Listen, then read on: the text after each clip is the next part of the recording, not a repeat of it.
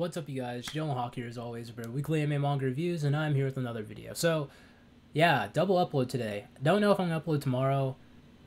I will try, depending on what you guys want me to see. And I guess this is gonna be sort of a video of me covering the anime slash the manga of the whole entire Tokyo Ghoul ending thing, right? For Tokyo Ghoul Reach episode 12, mainly on the aspect of Black Reaper, me comparing him to white-haired Kaneki, because the way how, according to one of my subscribers, I have not really been in touch too much with the anime aspect of the Tokyo Ghoul community too much as of recently, since the whole entire Marvelous BS that happened with me.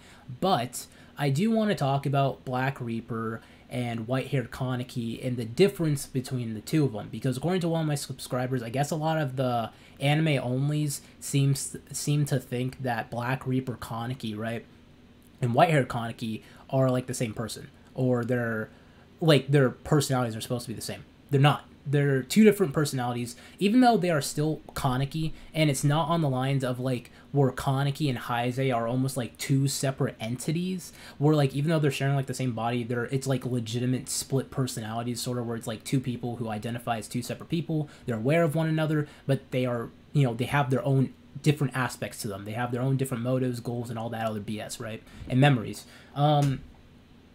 Black-haired Kaneki, or Black Reaper, red-haired Kaneki, whatever you want to call him, and white-haired Kaneki are different variations to the original Kaneki's personality. They act different, and they also act alike in a lot of different ways. Now, Black Reaper in the anime, his depiction of him is different. Now, I'm not going to say it's completely wrong, because it's not, but it's not the same way as it was in the manga, because the way how the anime decided to approach the entire situation with black-haired Kaneki was he was a lot more calm, he was a lot more chill. Well, not necessarily chill, but he was a lot more calm about the entire situation, and almost kind of had the demeanor that he ends up developing later on during the events of... oh yeah, by the way, there's going to be spoilers, like some mild spoilers with this. I'm not going to get into it too heavy, but I will be spoiling a fight that does end up happening later on with Black Reaper Kaneki. So if you haven't watched the anime, or if you haven't read the manga,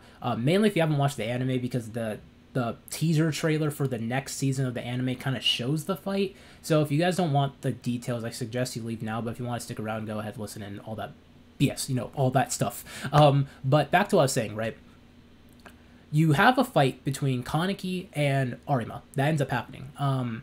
This happens with, white-haired Kaneki, and this also happens with Black Reaper. This happens in part 1 and part 2, all that stuff.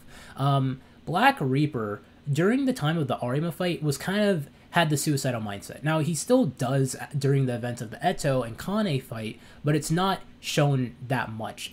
This version of Kaneki during the Eto fight is a lot more ruthless. He's a lot more angry at kind of like everyone around him, whereas in the anime version, they kind of depict it a lot more different, more on the lines of, oh yeah, he almost seems like he's kind of done with everyone around him, and he's kind of wants to be done with this entire situation as a whole. He's a lot more calm, and he almost comes across as a little bit suicidal in some ways, or even depressed. Not necessarily angry, like how Black Reaper is depicted in the manga after the event of the Kaneki Eto fight, and even during the fight, after he kicks that chair or the table and just completely destroys it, scaring Shinoa. But yeah, now the anime might end up changing this once this next season or second core comes on, but I don't really know, because they've had a lot of creative leeways with certain things within the anime, so I'm not really sure what exactly they're going to do with Black Reaper Kaneki. Now, in the manga and in the anime with white-haired Kaneki, right,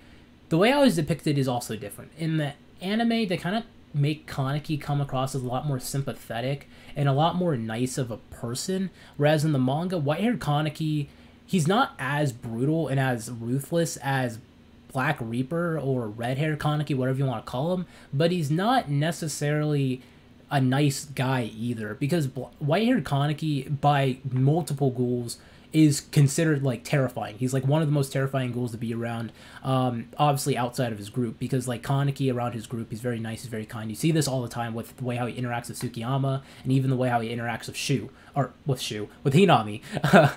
And that's kind of one thing that I feel like the anime kind of messed up on, because white-haired Kaneki, he is kind of just like Kaneki's full-on ghoul potential kind of like let out.